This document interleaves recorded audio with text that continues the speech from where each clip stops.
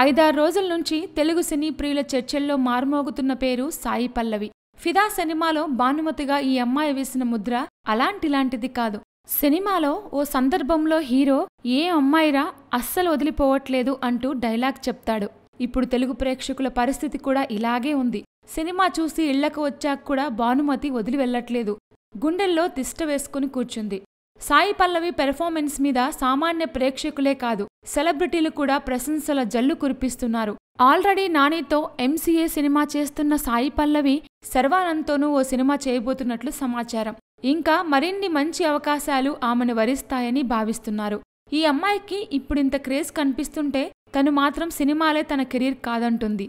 ఎప్పటికైనా డాక్టర్గానే సెటిల్ అవుతానని ఆమె తేల్చెప్పేసింది. ఈటీవీలో డి ప్రోగ్రాం ద్వారా పేరు తెచ్చుకున్న సాయి పల్లవి ఆ ప్రోగ్రాంలో పెర్ఫార్మెన్స్ ముగియగానే ఎంబీబీఎస్ చదివేందుకు జార్జియా వెళ్ళింది. మధ్యలో ప్రేమం సినిమాలో చేసే ఛాన్స్ వస్తే బ్రేక్ తీసుకొని ఇండియాకు వచ్చింది. ప్రేమంతో పాటు కాళీ అనే ఇంకో సినిమాలోనూ చేసింది. అప్పటికే ఆఫర్లు వెల్లువెత్తున్నప్పటికీ వాటిని కాదనుకొని జార్జియాకు తిరిగెళ్లి చదువు పూర్తి చేసుకొని వచ్చింది. శేఖర్ కమ్ముల కూడా ఆమె కోసమే కొన్ని నెలల పాటు వెయిట్ చేశారు. ఇప్పుడు చేతికొచ్చిన ఎంబీబీఎస్ డిగ్రీని అలంకారంగా ఉంచుకోనని, ఫ్యూచర్లో ఖచ్చితంగా ప్రాక్టీస్ మొదలు పెడతానని, డాక్టర్గానే స్థిరపడతానని కరాఖండిగా సాయి పల్లవి చెప్తుండడం విశేషం. Please subscribe. Hi, it's me Purna. Please subscribe.